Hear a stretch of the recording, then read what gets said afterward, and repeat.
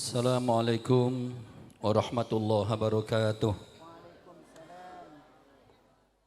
Alhamdulillahi wahdah. Wassalatu wassalamu ala sayyidina wa habibina wa syafina wa qurrati ayuna wa maulana Muhammad wa ala alihi wa ashabihi wa man tabi'ahudah wa la hawla wa la quwata illa billah. Qala ta'ala fi kitabil karim. Bismillahirrahmanirrahim. Wa kullan naqussu 'alaika min anba'ir rusul ma nuthabbitu bihi fuadak. Wa qala Rasulullah sallallahu alaihi wasallam, man warrakha mu'minan faqad ahyah wa man qara'a tarikhahu faqad zarah wa man zarah faqad istawjaba ridwanallah fi hururil jannah.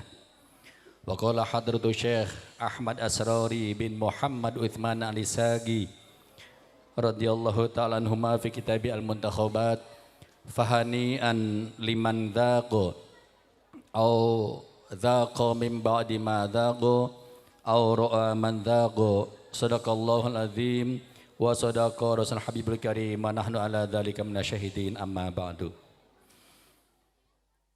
Yang tahu nama lengkap Pak Kepala Desa Petis Benem akan memberi saya uang 200.000. Angkat tangan. Kok nggak ada yang tahu? Nggak ada yang tahu ya? Bab, kebalik ya. Kebalik. Bapak Haji Muhammad Nur Zahid kurang titik jadi Kiai Haji Anwar Zahid. Gayanya sudah dapat Pak Kades. Para habaib, para kiai, para amatul khususiyah, para ibu nyai, pejabat pemerintah dari Forkopimka, duduk sampean. Ada dari TNI,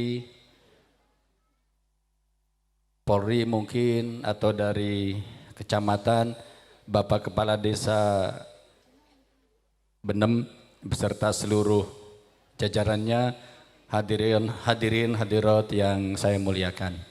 Tak matur bahasa Indonesia nggih. Sebab ada wafa media. Wafa media itu yang melihat bukan cuma orang Gresik tapi seluruh dunia. Jamaah Al-Khidmah yang di mana-mana. Jadi agar yang jauh bisa paham, tinggal 11 menit. Para hadirin, para jamaah, di dalam kitab Fatawa Kubro, Juz 2, halaman 18 disebutkan bahwa ada 4 hal yang harus ada di dalam peringatan haul. Yang pertama, qiraatul Quran wa mau'idhah hasanah. Baca Quran dan mau'idhah hasanah. Baca Quran tadi sudah Yasin. Mau'idhah hasanahnya meskipun sebentar. Ikan sepat, ikan gabus, ikan sungai namanya lele. Semakin cepat semakin bagus, jangan sampai bertele. Kurma anggur kering namanya zabib, dimakan dengan buah kurma. Karena yang ceramah bukan Habib, ceramahnya jangan lama. Yang pertama qiraatul Quran dan mau'idhah hasanah. Yang kedua qiraatu manakib, pembacaan manakib lil uswah hasanah, untuk dijadikan panutan, bimbingan. Yang ketiga tajhizut ta'am, menyiapkan talaman. Ada? Sampun mateng, jangan lama-lama. Yang keempat ziaratul kubur wat tahlil, ziarah kubur. Ada ziarah kuburnya? Panitia sampun ziarah kubur nggih? Yang jelas ketemu panitia di Pondok Pesantren As-Salafi Al-Fitrah, ziarah ke Hadratu Syekh Ramoki Haji Ahmad Asal Al-Isaki radhiyallahu ta'ala anhu, pendiri Jamaah Al-Khidmah ini. Qiraatul ziaratul kubur wa tahlil. Coba diurai. Yang pertama qiraatul Quran, sudah. Yang kedua qiraatul manaqib li Sultanil Aulia Syekh Abdul Qadir Jilani radhiyallahu taala anhu. Pertanyaannya itu, Ustadz, ini kan haulnya Mbah Brewo. Nggih. Tadi Ustadz Ali Ma'ruf SH MM MHum MCK. Kode MCK-nya. Menyebutkan Mbah Buyut Brewo, Mbah Buyut. Ustadz, ini kan haulnya sesepuh, bini sepuh, petis. Benem, kenapa yang dibaca manakibnya Syekh Abdul Qadir Jilani radhiyallahu taala anhu? Bapak Ibu, diceritakan suatu hari ada seorang anak muda, seorang remaja, seusia saya inilah kurang lebih. Usia 20-an. Soan kepada Kanjeng Syekh Abdul Qadir Jilani radhiyallahu taala anhu, Kanjeng Syekh, ayah saya itu waktu hidup dulu pernah pesan kepada saya, nak, kalau ayah meninggal kamu soan ke Syekh Abdul Qadir Jilani radhiyallahu taala anhu, minta agar ayah ini didoakan, disyafaati oleh beliau di akhirat nanti. Ayah sudah meninggal Kanjeng Syekh, tolong doakan ayah saya. Kata Kanjeng Syekh Abdul Qadir Jilani, sebentar nak, ayah kamu itu baiat torikohku. Enggak Kanjeng Syekh, ayah kamu itu sering ikut pengajianku, ketemu denganku. Enggak pernah Kanjeng Syekh.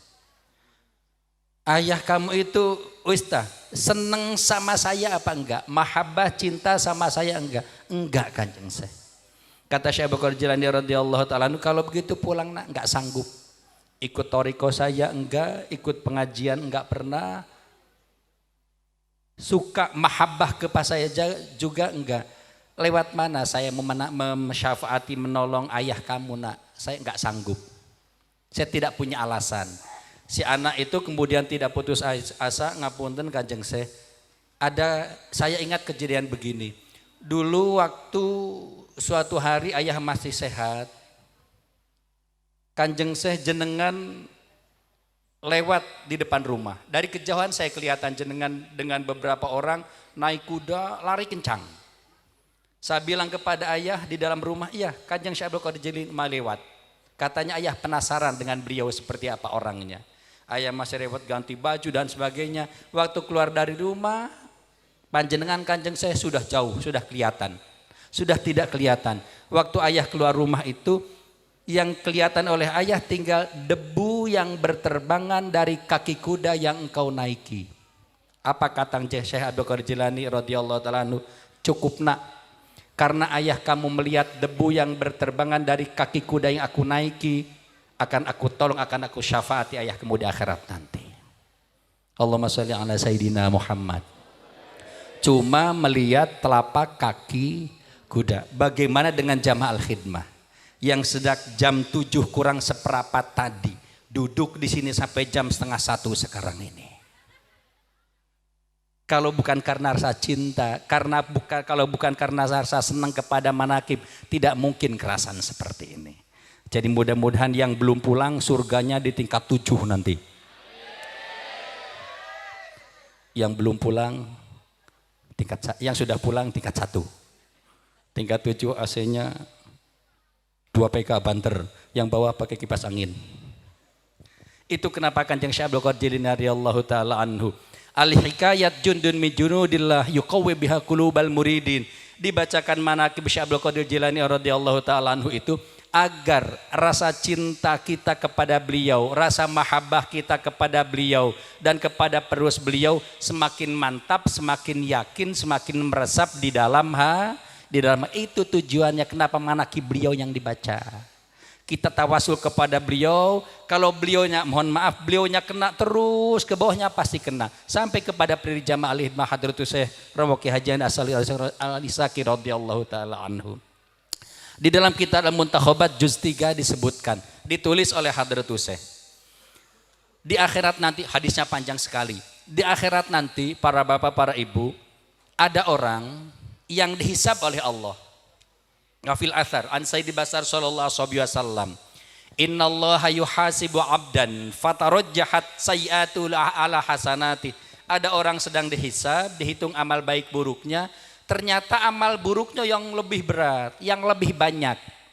Fayu'maru bihi ilan nar. Akhirnya kata Allah, malaikat Jibril, malaikat Zabaniyah panggil, antar orang yang masukkan ke dalam neraka. Jalan diantar menuju ke neraka. Di perjalanan orang itu menuju jalan kaki ke neraka diantar oleh malaikat Zabaniyah. Allah manggil malaikat Jibril alaihissalam. Malaikat Jibril, tolong panggil orang itu. Berhentikan, kif.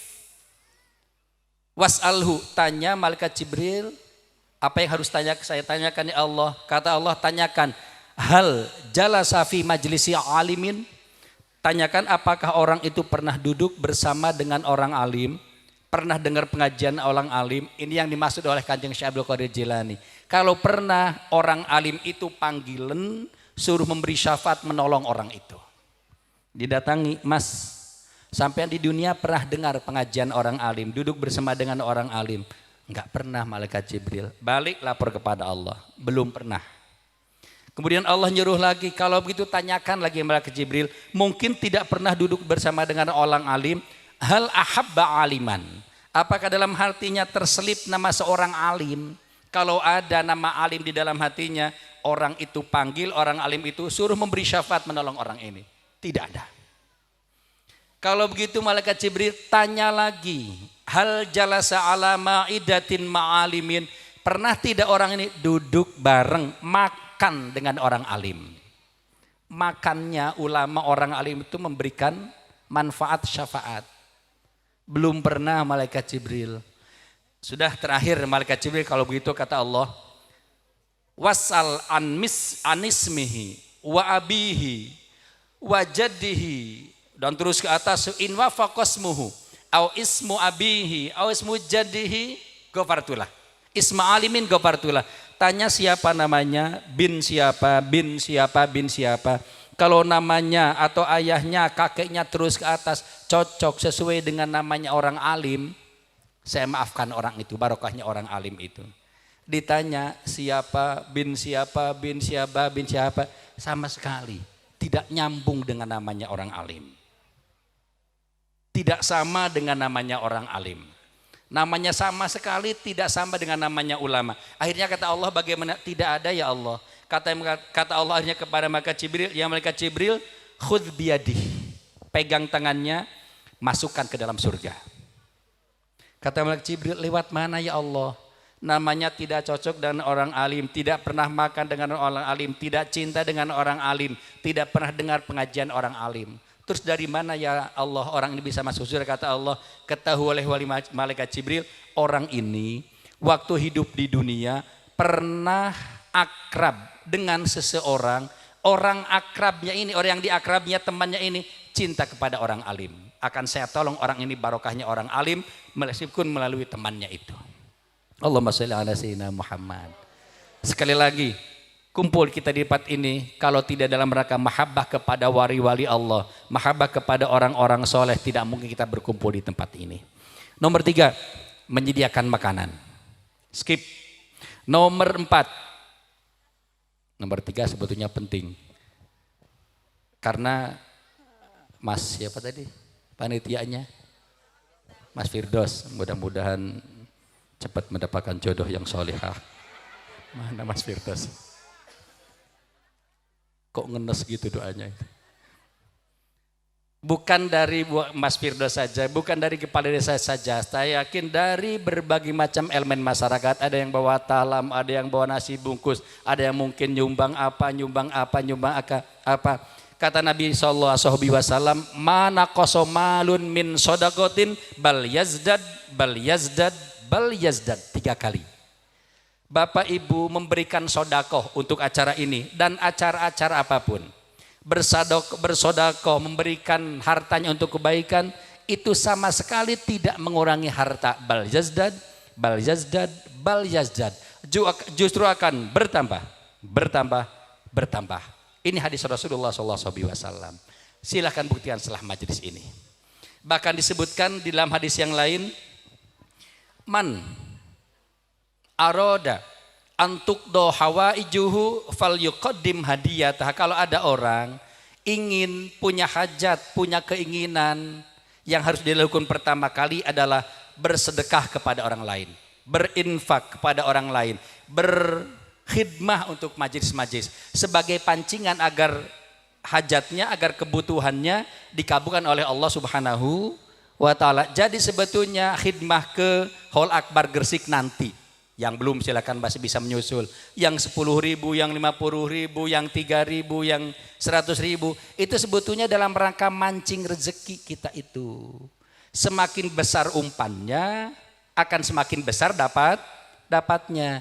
Kalau mancing umpannya cacing, ya ikan lele. Paling banter ikan mujair. Coba mancing, umpannya itu ikan bandeng, sapupu, oleh ikan hiu, dimakan dengan orang yang mancingnya sekalian. Semakin besar umpannya akan semakin besar dapatnya. Sama kita bersedekah juga seperti itu, semakin besar yang kita keluarkan akan semakin besar diberikan oleh Allah Subhanahu wa ta'ala. Terakhir yang harus ada di dalam majelis hall itu adalah ziarah kubur wat tahlil. Para hadirin, para jamaah yang dimuliakan oleh Allah Subhanahu wa ta'ala, malam ini al-khidmah itu bukan hanya mengadakan hall di sini Pak Kepala Desa. Ada hall Pondok Pesantren Bumi Istighfar Gedangan Sidoarjo. Ada yang saya tahu saja, ada majlis zikir di mana itu, di Kabupaten Kediri. Ada majlis zikir yang saya tahu saja malam ini 5 tempat. Yang saya tahu saja, termasuk di sini.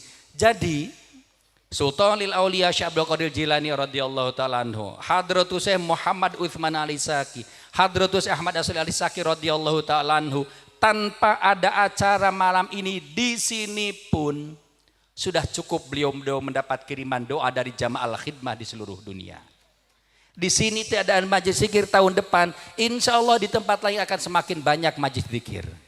Beliau sudah tidak butuh, tidak perlu kiriman doa kita yang kumpul di tempat ini. Masalahnya itu, kalau kita tidak datang ke tempat ini malam ini, atau tahun yang akan datang, siapa yang akan mendoakan kedua orang tua kita?